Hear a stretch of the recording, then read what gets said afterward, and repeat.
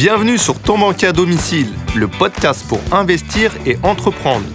Je suis Christophe, banquier depuis plus de 15 ans et je vais vous donner les clés pour impressionner et surtout convaincre votre banquier. Vous avez de l'épargne disponible, le rendement n'étant pas exceptionnel, vous réfléchissez sérieusement à rembourser votre prêt. Voyons dans cet article pourquoi il est judicieux ou non de rembourser par anticipation son prêt, entièrement ou partiellement.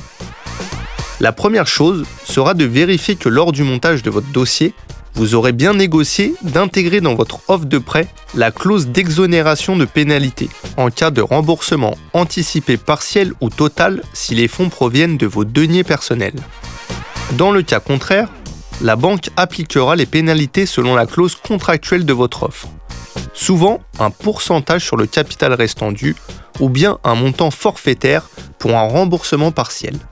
Prenez le temps de bien relire votre contrat, ainsi vous pourrez calculer le bénéfice d'une telle opération. Abordons quelques cas de figure. Dans un premier temps, vous souhaitez faire baisser votre endettement. Effectivement, rembourser un prêt par anticipation peut permettre de jouer sur le taux d'effort, votre taux d'endettement. En cas de remboursement anticipé total, vous n'aurez plus d'échéance, donc plus de charges pour ce bien. Cette opération sera judicieuse si vous êtes trop endetté et que vous n'arrivez plus à faire face à vos charges fixes mensuelles.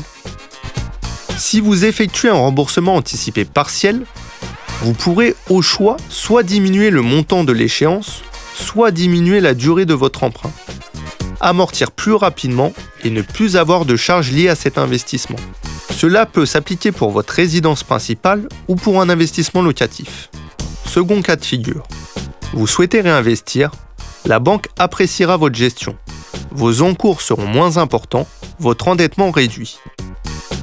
Vous pourrez peut-être réaliser une nouvelle opération et dégager beaucoup plus de cash flow. Vous vous reconstituerez alors rapidement une épargne au moins égale à ce que vous aviez. Pour finir, vous avez réalisé un investissement patrimonial. Votre bien a pris de la valeur, mais vous ne souhaitez pas le vendre. Vous pensez qu'il peut encore en prendre ou vous souhaitez simplement le transmettre plus tard à vos enfants. En revanche, vous avez un différentiel foncier négatif, avec un impact sur votre endettement. Cela pèse sur vos finances, vous êtes contraint d'avoir un suivi régulier pour éviter d'être à découvert. Ce bien non rentable vous oblige à faire un effort d'épargne en payant de votre poche tous les mois. Le remboursement anticipé partiel de votre prêt fera baisser vos mensualités de manière à ce que les échéances et les charges liées à cette opération soient couvertes par le loyer. De même, si cette opération concerne votre résidence principale et que vos revenus ne vous permettent pas de couvrir vos charges mensuelles, n'hésitez plus, le remboursement anticipé partiel peut être la solution.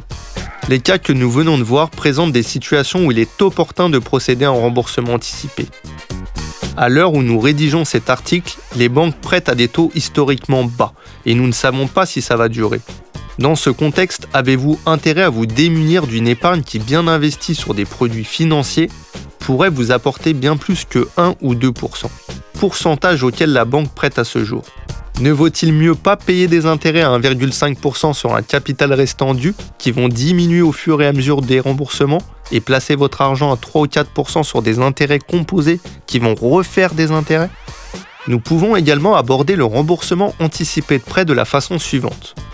Votre partenaire financier vous a accompagné sur un projet sur lequel il vous a fait confiance. De votre côté, vous avez fait vos calculs. Y a-t-il un véritable intérêt d'injecter des fonds propres dans un investissement ou un bien dont le financement est en place? Si vous êtes là aujourd'hui, c'est que vous souhaitez probablement continuer les investissements. Alors demandez-vous, est-il préférable d'injecter vos fonds dans un projet déjà financé ou dans un futur investissement pour lequel la banque pourrait vous demander un apport personnel? Avant de procéder à votre demande de remboursement partiel ou total, assurez-vous que les fonds soient disponibles sur le compte sur lequel l'échéance est prélevée. Votre demande sera faite par courrier. Elle précisera si vous voulez réduire la durée ou bien réduire la mensualité. Votre conseiller pourra également, pour une mise à jour de votre dossier, vous demander quelques documents complémentaires comme votre dernier avis d'imposition.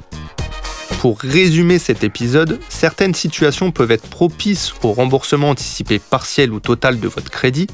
Cela vous permettra de réaliser des arbitrages sur vos financements dans le but de préparer de futurs projets, tout en faisant une étude globale de votre situation et du contexte économique actuel. Vous avez tout intérêt à placer vos fonds si le rendement est plus important que le taux de votre prêt ou si vous souhaitez emprunter de nouveau pour avoir un apport personnel que la banque risquera de vous demander. Faites attention de ne pas passer à côté d'un bien trop rentable à cause d'une décision trop rapide. N'oubliez pas de vous renseigner avant de démarrer vos projets et de bien vous former. Retrouvez plein d'autres conseils dans notre formation. Et en attendant, si vous avez des questions, nous y répondrons avec plaisir. Partagez et rejoignez-nous dans cette communauté. À bientôt dans un prochain épisode de Ton banquier à domicile.